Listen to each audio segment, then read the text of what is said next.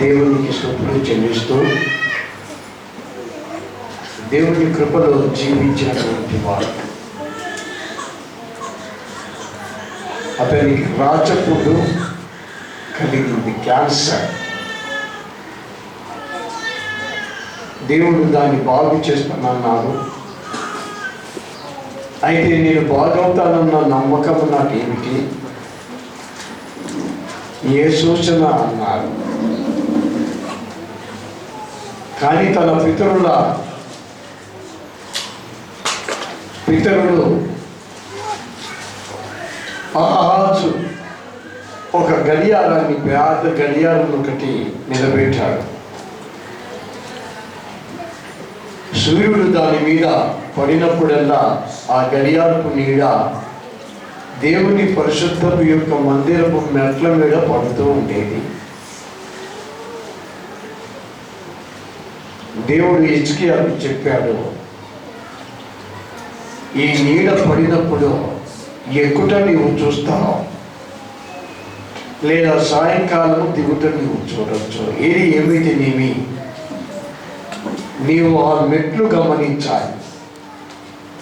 నీడపై పడుచున్న మెట్లు, ఇది చాలా విచిత్రం.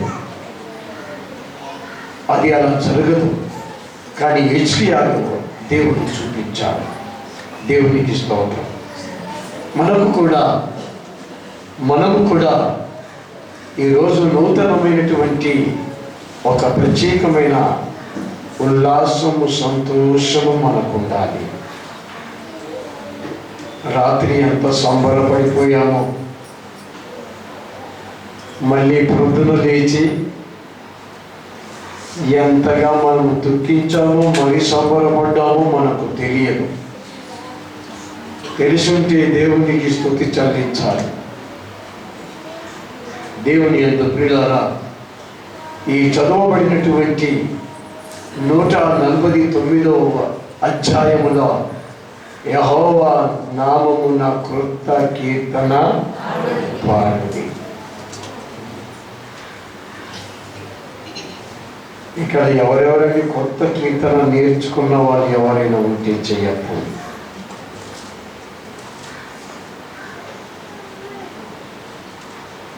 మనం ఎవరము లేదు. ఒక క్రొత్త కీర్తన పాడుడి. కీర్తన అనగా దేవుని నామమును మనం ఉచ్చరించుట. కీర్తనకు కొన్నిసార్లు రాగం ఉంటుంది, కొన్ని కీర్తనలకు రాగం ఉండదు. కానీ ప్రతి కీర్తనకు స్వరం ఉంది. ప్రతి కీర్తనకు స్వరం ఉంది. రాగము లేకపోయినా పర్వాలే, అనురాగము లేకపోయినా పర్వాలే. కానీ మనము చేసే, పాడే, కీర్తించే ప్రతి కీర్తనకు స్వరం అనేది దేవుడు దాన్ని ఏర్పరిచాడు. అదే కీర్తన అంటారు. ప్రార్థన చేయడం అనేది కీర్తన. నీలో నీవు మూలుగుతో ప్రార్థించడము కీర్తన. ఇలాంటి కీర్తనలు చాలా ఉంటున్నవి. ఈ కీర్తన బలమైనటువంటిది. నా దేవుని యందు ప్రియులారా, దేవుని కీర్తించుటకు మన నోట దేవుని స్తుతులు మనకు ఉండాలి. ఈ 2011వ సంవత్సరము ఇక మన జీవితంలో ఇన్ని సంవత్సరాలుగా కలగని దేవుని మహిమ మనకు కలగాలని మీరు మీ ఇంటికి వెళ్ళి ఈ మందిరములో ఈరోజు ఈ వాక్యాన్ని మన హృదయంలో మనం భద్రపరచుకుందాం, సంతోషిస్తాం, ఉల్లాసముతో దేవుని కీర్తించడానికి ప్రయత్నిద్దాం. అందుకని దేవుని యందు నాట్యముతో, తంబూరులతో, సితారాలతో, తాళములతో, గొప్ప తాళములో ఈ ప్రపంచంలో ఉన్నటువంటి మనుషులు ఎన్ని వాయిద్యాలు వాయిస్తున్నాడో ఆ వాయిద్యాలన్నిటితో యెహోవాను మీరు స్తుతించండి. అవును, ఒకే రీతిలో దేవుని స్తుతించడం అనేది ఉండదు.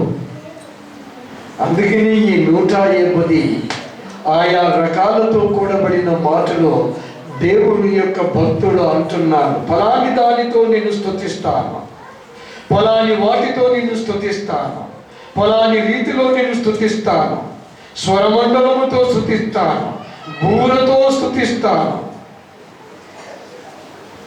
వీటన్నిటితో స్తుతిస్తాను అంటున్నారు. అందులో ఒక్కటి కూడా ఆ స్తుతులలో మాటలు లేవండి, స్వరాలే ఉన్నాయి. కాబట్టి దేవుని యందు ప్రియమైనటువంటి ప్రియులారా, ఈ 150 అధ్యాయములు ఉన్నటువంటి దేనిలో మాటలు లేని స్వరము, కానీ దేవుడు మనమైనటువంటి మనకు ఈ స్వరంలో మాటలు ఉన్నాయి. చప్పట్లు కొట్టుకున్నారు దయచేసి.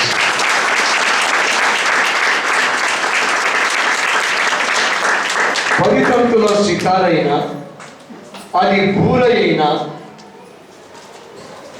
అది తాళమైనా, అది మ్రోగు తాళమైనా, వాటికి స్వరం ఉంది కానీ అందులో మాటలు లేవో. ఈ భక్తుడు వాటితో వాటిని స్తుతించమంటున్నారు. కానీ దేవుని పిల్లలు, దేవుడు కలిగిన ఈ స్వరములో దేవుని మాటలు ఉంటున్నవి. స్పష్టమైనటువంటి మాట, అది దేవుని స్తుతి గల మాట. కాబట్టి మనం క్రొత్త కీర్తనలతో దేవుని మహిమను స్తుతిస్తూ ఉండాలి. దేవుని మాటలో క్రొత్తదనాన్ని మనకు ఉండాలి. దేవుని యొక్క మహిమగల మాటల్లో గత రాత్రి మనం విని ఉన్నాము.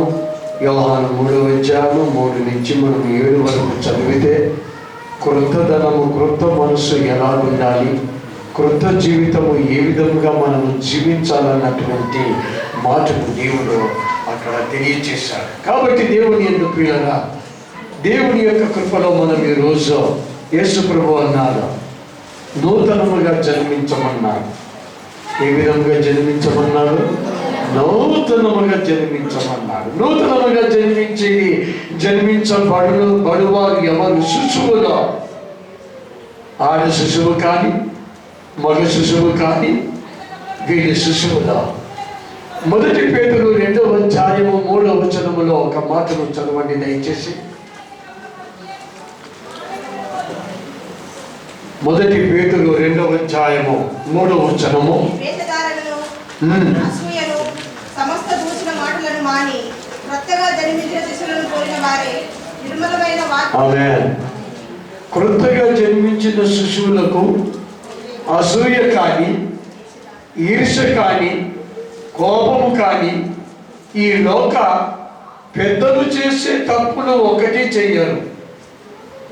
పేతురు యేసు ప్రభు యొక్క శిష్యుడు, ఇదిగో మీకు క్రొత్త బుద్ధులు ఉంటే, క్రొత్త మనస్సు కనుక మీకుంటే, మీరు క్రొత్తగా జన్మించిన శిశువుల వలె ఉండుడి. నేను రాత్రి అంతా ప్రయాసపడ్డానని, క్రొత్తగా జన్మించిన వారి వలె ఉండాలని. ఉదయం లేస్తే నేను టెన్షన్ వచ్చేసిందండి. ఉదయం లేవగానే టెన్షన్. కాబట్టి నా ప్రియులరా, అవి మనల్ని ఏమీ చేయవు అన్నటువంటి ఒక తీర్మానానికి రావాలి. ఆ టెన్షన్లు కూడా కొత్తగా జన్మించిన శిశువు వల్లే ఉండాలి. ఆమేన్. శోధనలు రాక మానవు. వాటిని జయించుటకు దేవుడి శక్తి ఇస్తాడు. ఏదేదో అనుకుంటాము, అనుకున్నది జరగకపోవడమును బట్టి మనము నిరాశలో కూలబడిపోతూ ఉంటాం.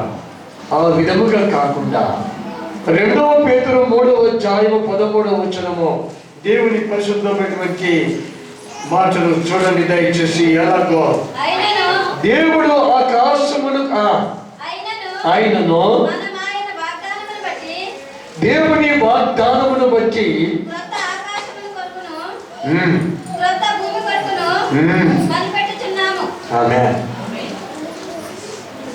ప్రసంగిలో ఉన్నది ఒక మాట ఉంది, క్రొత్త అనేది ఏమి అంతా ముందుండినదే ఇప్పుడుంది, ముందు ఉండినదే ఇప్పుడుంది, క్రొత్త అనేటువంటి విశేషం లేదండి.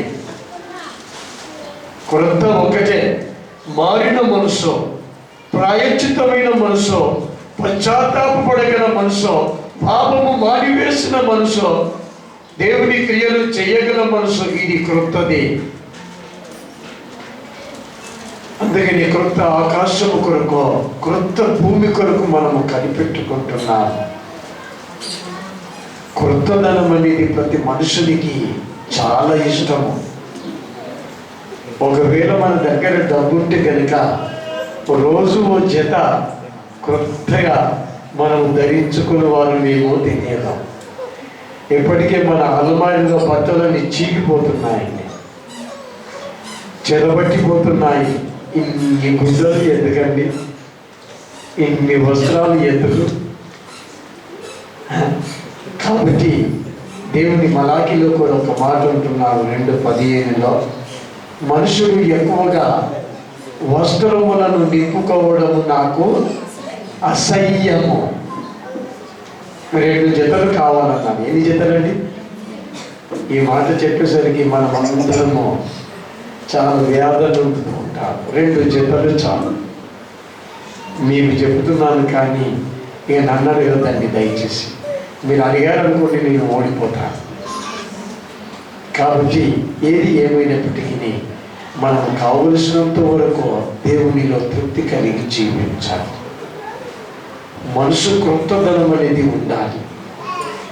103:5 కీర్తన 103:5లో ఒక మాట ఉన్నాడు, పక్షిరాజు యవనము వలె నీ ఈ యవనము ఏం కావాలి? నూతన పరచబడాలి. పక్షిరాజును గురించి మీకు చెప్పాను. ఈగల్ దాని వయసు పెరిగిన కొలది దాని బలము పెరుగుతూ ఉంటుందండి. ఇక మనం ఉన్నాం కదండి, మన వయసు పెరిగిన కొలది మన బలము ఏమవుతుందండి? తగ్గిపోతుందా, ఉడిగిపోతుందా? ఉడిగిపోతుంది. పనికిరాని పదార్థంగా మార్చబడుతుంది. కాబట్టి దేవుని ఇంత పిల్లగా మనమంతా పక్షి రాజులము. ఆమేన్. అందుకని యెహోవాను నా ప్రాణమా స్తుతించు. ఇది చాలా విశేషమైనది. కాబట్టి కృతజ్ఞత సంగతి నాకు తెలియదు, కానీ ఈ రోజు నుంచి మనం దేవుని అడుగుదాం, ఆ పక్షికి ఉన్నటువంటి యవనము నాకు దయచేయి. ఆ పక్షి రాజుకి ఇచ్చినటువంటి యవనము నాకు దయచేయి. అప్పుడు నేను సంఘములో నేను నిన్ను సేవిస్తాను. నేను చాలా మార్లు మీకు చెప్పాను, మనుషులందరూ వయసు పెరుగుతూ ఉంటే బలము తగ్గుతూ ఉంటుంది. బైబిల్లో ఒక మనుషులు ఉన్నారు, ఆయన వయసు పెరుగుతుంటే బలము పెరుగుతూ ఉంటుంది. చెప్తారండి ఎవరి పేరు? ఆ పేరు గట్టి చెప్పండి. కాలేబు.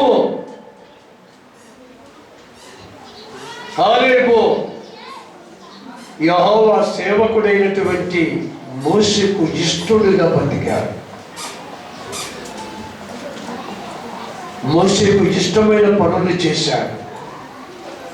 మోషే మీద తిరుగుబాటు చేసి మోషేను రాళ్లతో కొట్టి చంపాలని సమాజము అనుకుంటూ ఉంటే సమాజంలోనికి పరిగెత్తి తన వస్త్రములు చెప్పుకొని వారిని ప్రాధేయపడి వారిని సముదాయించి, ఇదిగో మోషే మన మంచి నాయకుడు, మేము వెళ్ళి చూచి వచ్చిన ఆ బెత్లెహేము, ఆ కానాను, ఆ యెరూషలేము, ఆ సీయోను చాలా మంచి దేశం, మనము అనుభవించుటకు దేవుడు ఆ దేశమును మనకిచ్చుచున్నాడు.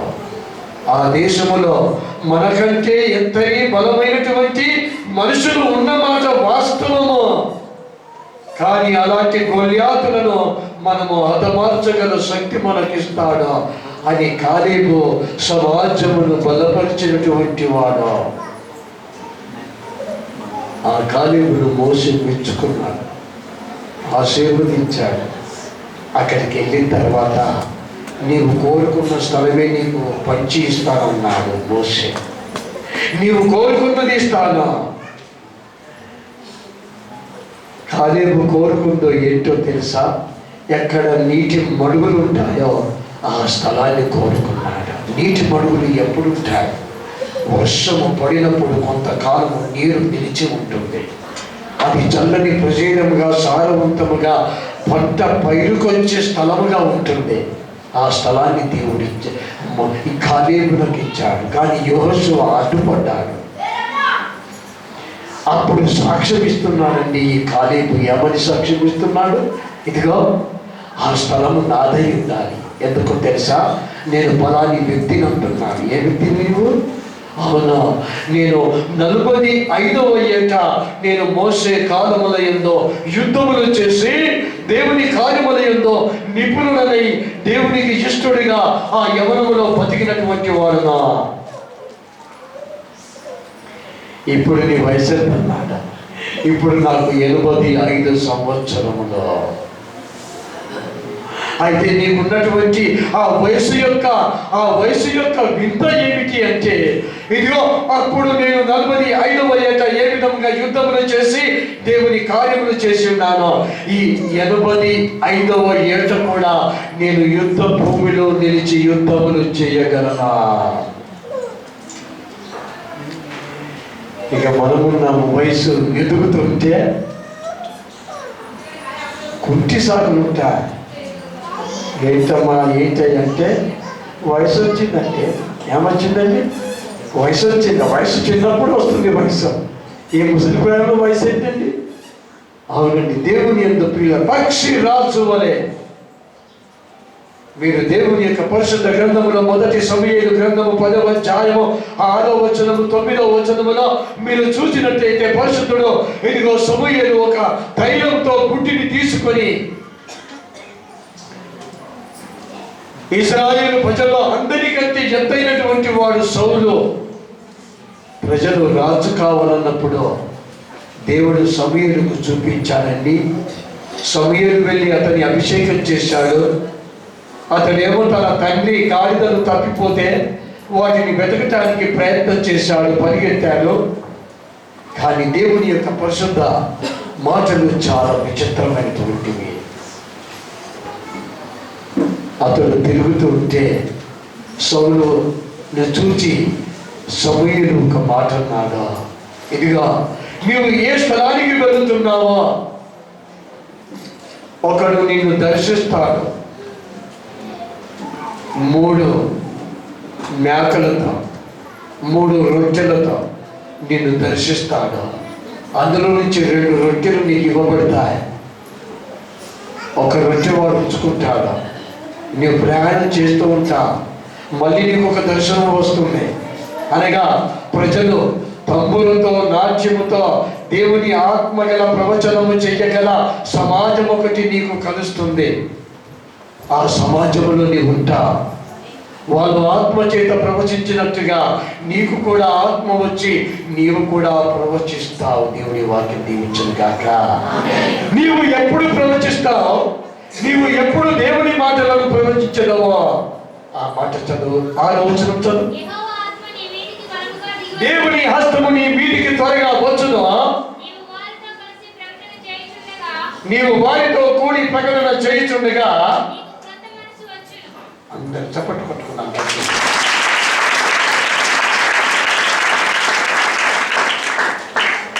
ఏమొచ్చిందండి సౌలు గారికి? ఎప్పుడు వచ్చిందండి?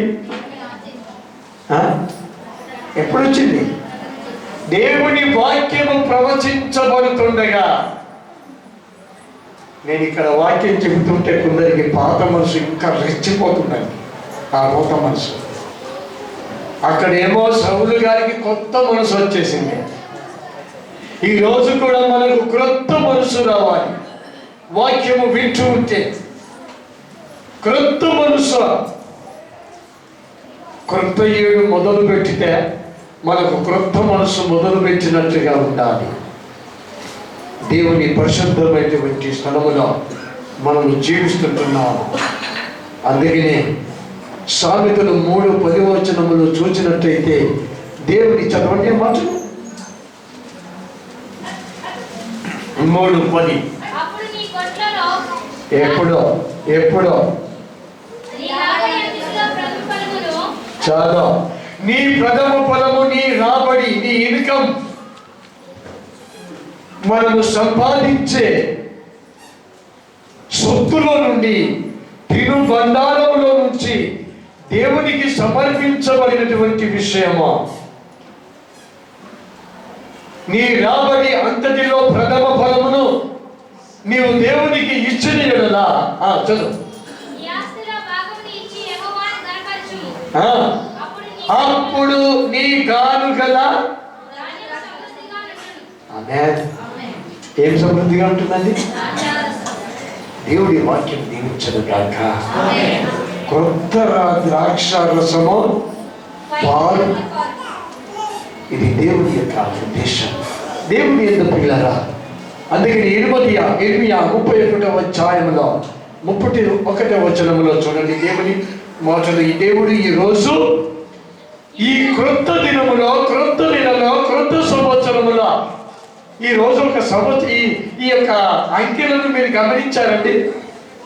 ఈ తేదీలో ఉన్నటువంటి అంకెలన్నీ 0 ఉందనుకోండి, 0 అంటే 0, 0కు విలువ లేదు కదండి. ఏ అంకె ఉంది చెప్పండి, చెప్పండి. 1 అంటే మొదటిది, 1 అంటే మొదటిది, 1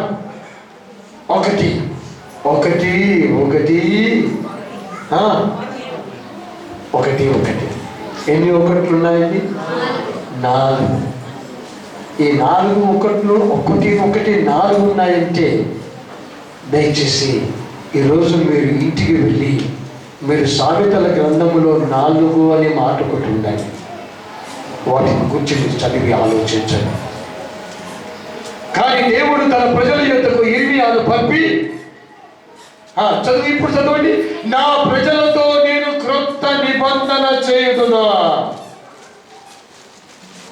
ఏ నిబంధన చేస్తాడండి?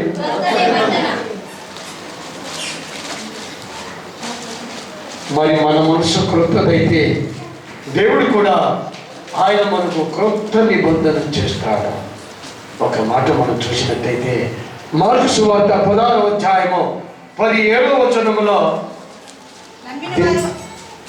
మనకందరికీ తెలుసు, నమ్మి బాప్తిస్మము పొందినవాడు, నమ్మని వారికి శిక్ష, నమ్మిన వారి వలన ఈ సూచక క్రియలు, వారు కొత్త భాషలు మాట్లాడుతారు. ఆమేన్. రేపటి రోజు మనం అందరం ఇంగ్లీష్ భాష మాట్లాడాలి. ఎందరికీ నమ్మకం ఉందో చేయొద్దండి.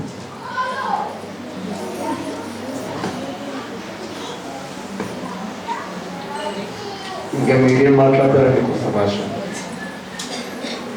నాకు కూడా డౌట్గా ఉంది, నేను కూడా ఇంగ్లీష్ మాట్లాడుతున్నాను లేదా కదండి. భాష అనగా తప్పకుండా మాట్లాడతారండి. నేను మాట్లాడకపోతే ఏమైందంటే, మీలో ఎవరైనా ఒకరు విద్యలేని వారు ఇంగ్లీషులో మాట్లాడుతుంటే నిజంగా నేను ఎంత ఆనందిస్తానో. క్రొత్త భాషలు మాట్లాడుతారు. ప్రార్థన చేయండి రాత్రి ఇంటికి వెళ్ళి, దేవా నాకు ఫ్రెంచ్ భాష రావాలి, ఇంగ్లీష్ రావాలి, హిందీ రావాలి, మరాఠీ రావాలి, ఒడియా రావాలి,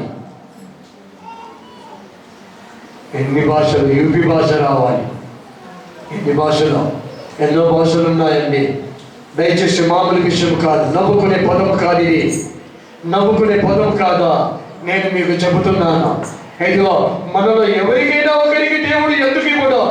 కొత్త భాషలో ఎందుకు మాట్లాడాలండి? కాబట్టి దేవుడు ఎందుకు ప్రియులారా, నిజంగా దేవుడు మనకు భాషలో అనుగ్రహించగల దేవుడు. ఎందుకో తెలుసా? యెషయా గ్రంథము 42వ అధ్యాయము 9వ వచనము చూడండి. 9వ వచనం, మునుపటి సంగతులు సంభవించను కదా, క్రొత్త సంగతులు తెలియజేస్తున్నాను. మునుపటి సంగతులు సంభవించను కదా, ఆ, కొత్త సంగతులు తెలియజేయుచున్నాను. ఆ, చదువు. పుట్టక మునిపే వాటిని మీకు తెలుపుతున్నాను. ఆమేన్. క్రొత్త సంగతులను నేను మీకు తెలియచేస్తున్నాను. అవి మనకంటే ముందుగా దేవుడు తెలియచేస్తాడు. దేవుని యందు ప్రియులారా, ఈ మాటలు కొద్ది మాటలు దేవుడు ఆశీర్వదించును గాక. ఇంకా చాలా ఉన్నాయి. కొత్త సంవత్సరములు, ఫిబ్రవరి 1:12, నీ సంవత్సరములు పెరగవు. ఎవరైనా వ్యాపారం చేస్తే అందులో ఏం కలుగుతుందండి?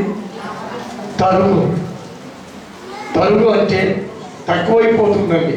ఆ తూకంలో ఎక్కువ పోయిన కొద్దీ తక్కువైపోతుంది. దేవుడు అంటున్నాడు, ఇదిగో నా సంవత్సరములు నీకు తరగవు, నా సంవత్సరములు నీ జీవితంలో పెరుగుతూనే ఉంటాయి. యెషయా 29:1 ఇదిగో అరీయేలు, ఓ అరీయేలు అంటే ఓ ఇజ్రాయేలు, ఓ దేవుని సేవకుడా యాకోబు, ఇదిగో నీకు సంవత్సరముల వెంబడి సంవత్సరములు జరుగుతూ ఉంటాయి. దేవుడిని ఆశీర్వదిస్తూ ఉంటాడు. నా దేవుని యందు ప్రియులారా, దేవుడి కొద్ది మాటలు మనందరి ఆత్మ నిమిత్తమై ఆశీర్వదించును గాక. ఎవరైనా కొత్త సంవత్సరం కొరకు పాట పాడేవారు ఎవరైనా ఉన్నారండి? కొత్త సంవత్సరముల కొరకైనటువంటి పాటలు పాడేవారు ఎవరైనా ఉంటే వారు చెయ్యి ఎత్తండి, నేను మీకు సమయం ఇస్తాను. కమా.